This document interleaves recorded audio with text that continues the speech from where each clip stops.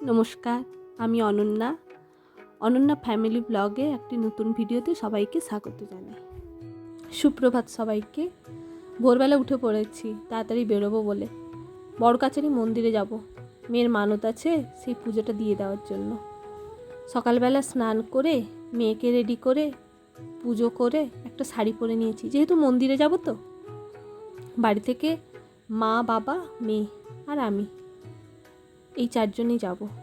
এই যে মা ওকে কোলে নিয়ে যাচ্ছে। বৃষ্টি হচ্ছিল ওই দিন, আর আমরা এই বৃষ্টির অপেক্ষায় ছিলাম, কবে একটু বৃষ্টি হবে, ওয়েদার ঠান্ডা হবে, তারপরেই যাব। তারপরে চৈতন্যপুরে আমরা বাসে উঠে পড়লাম কুংড়াহাটি যাওয়ার জন্য। মেয়ে এই প্রথম বাসে উঠেছে। তারপর কুংড়াহাটি পৌঁছেও গেলাম। তারপর এখানে কুংড়াহাটি জেঠিঘাটে পৌঁছে গেলাম। এখানে আমরা ভ্যাসেল ধরবো। এখানে না আমি অনেক ছোটোবেলায় এসেছিলাম, তেমন কিছু মনে নেই। এখন আবার মেয়েকে কোলে নিয়ে এসেছি। ভালো লাগছে, সকালবেলা নদীর পাড়, সবুজ, কি সুন্দর জলের উচ্ছ্বাস, কি দারুণ লাগছে, মেঘলা আকাশ। আস্তে আস্তে করে এই জেঠি ঘাটে চলে এলাম, যেখানে ভ্যাসেলটা ধরবো। কত মানুষ! এখন না এই পথে অনেক মানুষ যাতায়াত করে, অনেকে চাকরি সূত্রে বা অনেকে ঘুরতে যাওয়া। এই আমরা যেমন চললাম মন্দিরে, ওই যে ভ্যাসেলটা এলো ওটা রায়চক থেকে। ওই লোকজনগুলো নেমে পড়লো আর আমরাও উঠে পড়েছি। আমরা যে যাচ্ছি প্রচুর মানুষ, বসতে তো পাইনি। ওই যে বাবা দূরে মেয়েকে নিয়ে দাঁড়িয়ে রয়েছে, মা মনে একটু বসতে পেরেছিল। এইভাবেই নদী পার করে রায়চকে পৌঁছে গেলাম। এখানেও দেখি বাবা কত মানুষ। যাই হোক, আস্তে আস্তে করে রায়চকের জেঠিঘাট থেকে আমরা চলে এলাম টোটো ধরার জন্য। এখানে আমরা একটা টোটো বুক করে নিয়েছিলাম। টোটোকে জিজ্ঞেস করলাম কত সময় লাগবে, সে বলল 1 ঘন্টা। শুনে তো মাথায় হাত। যাই হোক, সেই রকম কোনো অসুবিধা হচ্ছে না দেখছি। রাস্তার চারিদিকে এত গাছপালা ছিল, ঠান্ডা হাওয়াও দিচ্ছিল, মেঘলাও ছিল। মেয়েও ঘুমিয়ে পড়েছে দেখছে। আর আমরা এই ওয়েদারের অপেক্ষায় ছিলাম। কয়েকদিন যা গরম ছিল, তাই আসতেই পারছিলাম না। ঠান্ডাটা যাই একটু ওয়েদার হয়েছে, তাই বেরিয়ে পড়েছি আজকে। যাই হোক, এইভাবেই চললাম। আর দেখো, এই রাস্তার ধারে না প্রচুর নার্সারি। বাবা মারা তো অনেকবার আগে এসেছেন, বলছেন এখানে নাকি প্রচুর নার্সারি। আমার তো প্রথমবার। এই যে দেখছি তাই, প্রচুর গাছপালা, প্রচুর নার্সারি। এত ভালো লাগছিল না, ফলের গাছ, পাতাবাহার, নানা ধরন গাছের নার্সারি। মাঝে তো একটু খিদেও পেয়ে গেল, একটু বিস্কিটও নিয়ে এসেছিলাম, খেয়ে নিলাম এই নার্সারি দেখতে দেখতে। আর এইদিকে একটা দেখলাম, বেশ নার্সারিটা কি সুন্দরভাবে সাজিয়ে রেখেছে, বেশ ভালো লাগছিল দেখতে। তারপর মন্দিরে চলেও এলাম। বাহ, কি সুন্দর দোকানপাট চারিদিকে, দেখো। সেই মেলার কথা মনে পড়ে গেল। হ্যাঁ, মেলাই বসেছে বটে। তারপর আমরা একটা বসার জন্য জায়গা খুঁজছিলাম, পেয়েও গেলাম। এখানে সবাই অনেকেই পুজো দিতে আসে। আজকে শুক্রবার ছিল বলে ভিড়টা নাকি কম ছিল। মঙ্গল শনিবারে প্রচুর ভিড় হয়। আর এইখানে এই যে বড় বড় ঠাকুরগুলো দেখছো, যাদের মানত থাকে ওই বাচ্চা হওয়ার সময়, বা বাচ্চা যাতে সুস্থভাবে জন্মায়, বা বিভিন্ন মানত থাকে, তখন তারা অনেকেই ঠাকুর দিয়ে পুজো দেয়। এই যে বটগাছটা দেখছো, এটাই হচ্ছে ঘিরে মন্দিরটা। আগে নাকি শুধু এই বটগাছটা ছিল, এখন এই মন্দিরটা হয়েছে। ওর তলায় রয়েছে শিব মূর্তি। অনেকেই যাদের মানত থাকে দণ্ডি ভাঙে। তারপর আমার মেয়ে তো ঘুমিয়েছিল, আর আমরা ভেবেছিলাম যে ঘুমন্ত অবস্থাতে নেড়ুটা করিয়ে দেবো, কিন্তু ও তো উঠে পড়েছে। যাই হোক, খুব চিন্তিত ছিলাম, এত ছটপটে। তারপর দেখলাম, যাই হোক, বড় কাচারির যে কী কৃপা, চুপ করে বসে নেড়ু হয়ে গেছে। ঠাকুর ঠাকুর করে নেড়ুটা করে দিতে পারলেই বাঁচি। বেশি কথা বলবো না, চুপ করে নেড়ুটা করিয়ে দিই। আর এখানে না আমার মেয়ের জন্ম চুল ফেলানোর মানত ছিল। আমার শ্বশুরবাড়ির প্রত্যেক বাচ্চাদের এখানেই চুল ফেলানো হয়। আমরা ভেবেছিলাম যে ওর 1 বছর পূর্ণ হলেই চুলটা ফেলবো। এই যে 1 বছর পূর্ণ হলো, তাই আর চলে এসেছিলাম ওয়েদার ঠান্ডা দেখে। তারপর আস্তে আস্তে নেড়ু হয়ে গেল। আর আমরা এখান থেকে ঠাকুরের জন্য জল ঢালবো বলে একটা ভাঁড় নিয়ে নিলাম। এরপর ঘাটে চলে এলাম।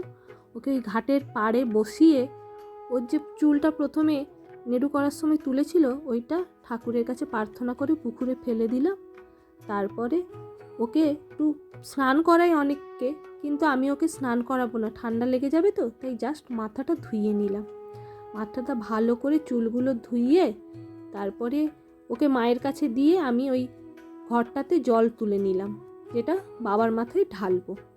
জলটা তুলে তারপরে ওকে একটু মা পরিষ্কার করে নিয়েছিল, এই জলগুলো মুছে টুছে। তারপর ওখানে না ঘাটেই চন্দন দিয়ে সাজায়, সেইভাবে সাজিয়ে দিয়েছিল। আমরাও কপালে একটু টিপ নিয়ে নিলাম, তারপরে মন্দিরে চলে এলাম পুজো দেওয়ার জন্য। এই যে পুজোর ডালি রেডি করে নিলাম। বাবা নাতনিকে নেড়ু দেখে নাতনির একটা ছবি তুলছে। সবাই তো খুব খুশি যে নাতনি এত চুপ করে নেড়ু হয়ে গেছে। এই যে ডালিগুলো রেডি করে নিলাম, দেখছি সবাই গন্ডি কাটছে। যাই হোক, আমরা এবার আস্তে আস্তে মন্দিরে উঠে বাবার কাছে মনের বাসনা পূর্ণ করে পুজোটা দিয়ে দিলাম। আর এত ফুল ফল, তো কত মৌমাছি, দেখো চারিদিকে মৌমাছি ঘুরে বেড়াচ্ছে, কিন্তু মৌমাছি কাউকে একটা কামড়ায়নি। এই যে মাও হচ্ছে ডালি নিয়ে এসছে, আমিও জল ঢেলে দিলাম, মা দুজনে মিলে পুজো দিয়ে দিলাম। পুজো দিয়ে বাবাকে প্রণাম করে এবার ফেরার পথে, আর ওই যে মন্দিরে কাগজগুলো দেখছো না, ওখানে সবাই যে যার মনের বাসনা পূর্ণ করে লিখে আসে। এতক্ষণ পরে মেয়ের মাথায় হাত দিয়ে দেখছে তার চুল নেই, আর বলছে হাই যা। তারপরে ঠাম্মির সঙ্গে ঘুরে বেড়াচ্ছে, কি কেনা যায় দেখছে, এটা ধরে টানছে ওটা ধরে টানছে, কোনটা নেবে ঠিক করতে পারছে না। এরপর জয় বড় কাচারি বলে আবার সেই টোটোতেই উঠে পড়লাম। মেয়ে তো বেশ মজায় আছে। যাই হোক, ভালোই ভালো এবার বাড়ি পৌঁছলেই হয়। খিদেও পেয়ে গিয়েছিল, সেই সকালে একটা বিস্কিট খেয়েছিলাম, আর তো তেমন কিছু খাওয়া হয়নি, তাই একটা ভালো হোটেল দেখে, পরিষ্কার হোটেল দেখে বসে গেলাম খেতে। আর মেয়ের এই দিকে বদমাশি চলছে, শান্তিতে একটু খেলাম। বাঙালির তো জানো ভাত না হলে চলে না। ভাত খেয়ে এবার টোটোতে উঠে আবার বাড়ি ফেরার পথে সেই আবার নার্সারি। এবার দেখলাম বড় বড় গাছ সব বিক্রি হয়, দেখো বস্তাতে সব মোড়া বড় বড় গাছ, এগুলো নাকি বাইরে চলে যায়। এই যে ফেরার পথে ডায়মন্ড হারবার ইউনিভার্সিটি নাম শুনেছি, দেখলাম। আর এখানে আবার ফেরার পথে দেখছি যে জেটি ঘাটে টিকিট স্ক্যান করে পার হতে হচ্ছে, মেট্রোর মতো প্রথম দেখলাম। যাই হোক, তারপর আবার ভেসেলে উঠে পড়লাম।